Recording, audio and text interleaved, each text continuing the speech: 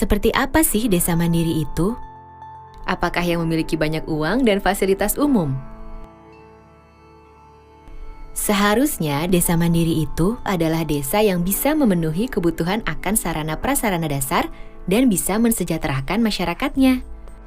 Misalnya masyarakat membutuhkan jalan dan jembatan desa yang bagus, atau saluran irigasi yang bisa diandalkan sepanjang tahun. Nah, itu semua nantinya bisa disediakan dan dikelola oleh desa sendiri loh. Desa harus dapat menjadi salah satu kunci kekuatan ekonomi Indonesia dan sumber kesejahteraan bagi warganya. Baik itu petani, perempuan, masyarakat adat, pemuda-pemudi, anak-anak, kelompok penyandang cacat, dan kelompok masyarakat terasing tanpa kecuali. Nah, untuk mewujudkan desa mandiri itu, pemerintah telah mengesahkan Undang-Undang Nomor 6 Tahun 2014 tentang Desa, atau sering disebut Undang-Undang Desa. Undang-undang ini memberikan kesempatan bagi desa untuk menjalankan dan mengatur pembangunannya sendiri. Karena ya memang masyarakat desalah yang lebih tahu apa saja yang dibutuhkan untuk lebih maju dan sejahtera. Saat ini ada lebih dari 74.000 desa di negeri ini. Jadi bayangkan seperti apa pengaruhnya bagi perekonomian Indonesia jika semua desa tersebut bisa menjadi desa yang maju dan sejahtera. Karena itu, pembangunan desa menjadi bagian penting dalam Undang-Undang Desa. Untuk itu, semua program pembangunan desa harus direncanakan oleh pemerintah desa bersama-sama dengan Badan Permusyawaratan Desa atau BPD dan masyarakat desa. Program-program ini harus dimusyawarahkan agar sesuai dengan kebutuhan masyarakat. Baik itu peningkatan kualitas pelayanan dasar, sarana prasarana dasar, ekonomi desa, dan pemberdayaan masyarakat desa. Semuanya menjadi rencana pembangunan jangka menengah desa atau RPJM desa untuk 6 tahun ke depan yang dituangkan dalam Rencana Kerja Pemerintah Desa atau RKP Desa Tahunan. Jadi setiap tahun harus dilakukan beberapa kali musyawarah desa untuk mempertajam dan menyepakati rencana kerja dan anggaran desa tahunan. Semua kegiatan tingkat desa harus dapat direncanakan, dilaksanakan, dan diawasi oleh masyarakat desa sendiri. Termasuk juga setiap ada permasalahan atau kebijakan yang menyangkut kepentingan masyarakat desa harus dimusyawarahkan dulu. Dengan Undang-Undang Desa, desa diberikan kepercayaan penuh untuk mengelola anggaran desa sendiri. Dananya cukup besar loh, sesuai luas, jumlah penduduk dan tingkat kemiskinan per desa. Sedikitnya 70% dari anggaran pendapatan dan belanja desa atau APB desa harus dimanfaatkan untuk pembangunan. Sedang untuk gaji dan operasional perangkat desa tidak boleh lebih dari 30%. Untuk itu, setiap desa harus bisa membuat dan mengelola rencana APB desa secara transparan dan dapat dipertanggungjawabkan.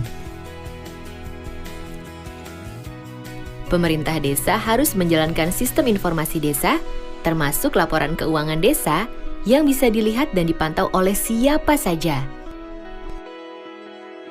Sistem ini juga berguna untuk memberikan saluran bagi masyarakat untuk menyampaikan keluhan yang ditemukan dan perkembangan penyelesaian masalah. Selain itu, Undang-Undang Desa juga membuka kesempatan bagi masyarakat desa untuk mengelola sendiri seluruh aset yang ada di desa. Kemudian, untuk meningkatkan pendapatan desa, desa dapat mendirikan badan usaha milik desa atau disebut BUM desa. Melalui BUM desa, masyarakat desa dapat meningkatkan sendiri kehidupan perekonomian perdesaan dan memanfaatkan hasilnya untuk kesejahteraan bersama. Salah satu semangat utama yang dibawa oleh Undang-Undang Desa adalah gotong royong. Bukan hanya antara masyarakat yang berada di satu desa saja, tapi juga dengan masyarakat yang ada di desa-desa tetangga.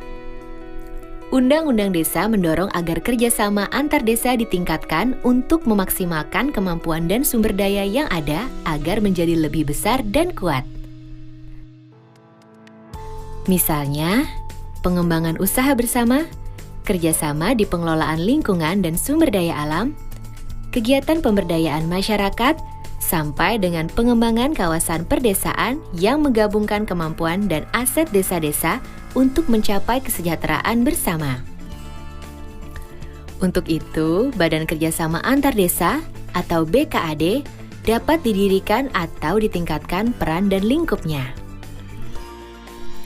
Di samping itu, Undang-Undang Desa juga menekankan pentingnya peran lembaga kemasyarakatan desa untuk membangkitkan partisipasi semua masyarakat desa.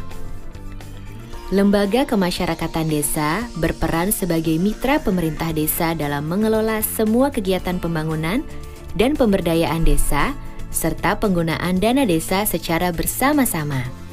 Dalam pelaksanaan pembangunan, setiap desa akan didampingi oleh pendamping desa.